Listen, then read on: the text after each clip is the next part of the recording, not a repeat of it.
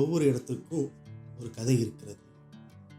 சில இடங்கள் வரலாற்றை சொல்கின்றன, சில இடங்கள் நம்பிக்கையை சொல்கிறது. ஆனால் சில இடங்கள் மட்டும்தான் வரலாறு, நம்பிக்கை, இயற்கை இந்த மூன்றையும் ஒன்றாக சுமந்திருக்கின்றன.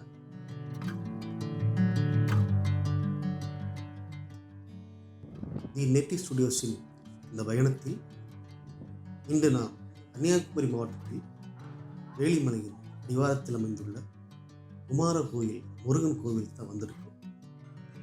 இந்த பழமையான திருத்தலத்தின் கதையை ஒன்றாக பார்க்கலாம்.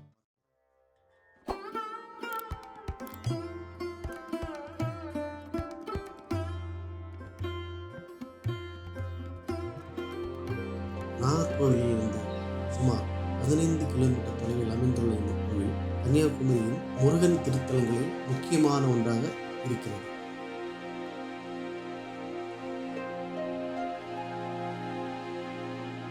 இந்த கோவிலை நோக்கி பயணம் செய்யும் போது சாலையில் இருபுறமும் இருந்திருக்கின்ற பசுமையும் தூரத்தில் தெரிகின்ற வேளிமலையும் ஆன்மீக பயணத்தை நோக்கி செல்கிறோம் என்ற உணர்வை ஏற்படுத்துகிறது.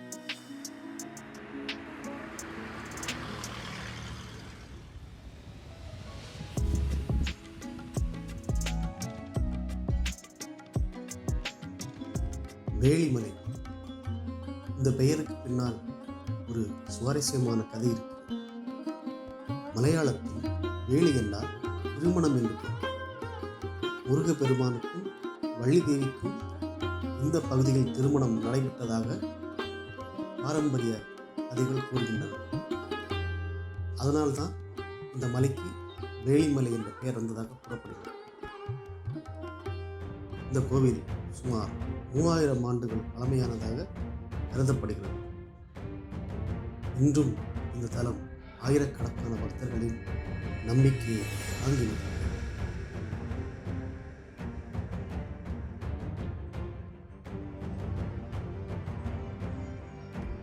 கோவிலுக்கு அருகில் அமைந்துள்ள தெப்பக்குளம் இந்த தலத்தின் முக்கியமான அடையாளங்களில் ஒன்று.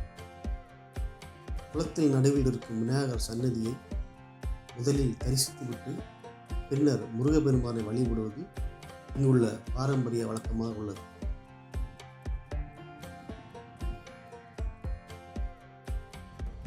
கிழக்கு வாசலில் இருக்கும் மண்டபங்கள், அவற்றின் தூண்களில் செதுக்கப்பட்டுள்ள சிற்பங்கள் பழமையான கட்டிடக்கலையின் அழகை நமக்கு நினைவூட்டுகின்றன.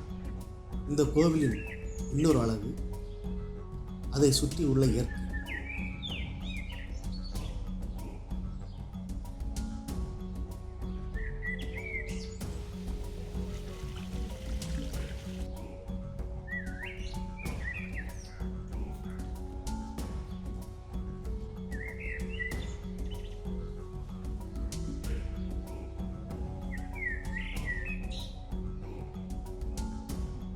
வரலாறு, பாரம்பரியம், இயற்கை இவை அனைத்தையும் ஒன்றாக இணைத்திருக்கும் இந்த குமார கோவிலின் கன்னியாகுமரியின் மதிப்புமிக்க பாரம்பரிய சின்னங்களில் ஒன்றாக இருக்கிறது. ஒவ்வொரு இடத்திற்கும் ஒரு கதை இருக்கிறது. அந்த கதைகளை தேடித்தான் தி நெட்டி ஸ்டுடியோஸின் இந்த பயணம். மீண்டும் ஒரு புதிய இடம், ஒரு புதிய கதை. சந்திப்போம். நன்றி.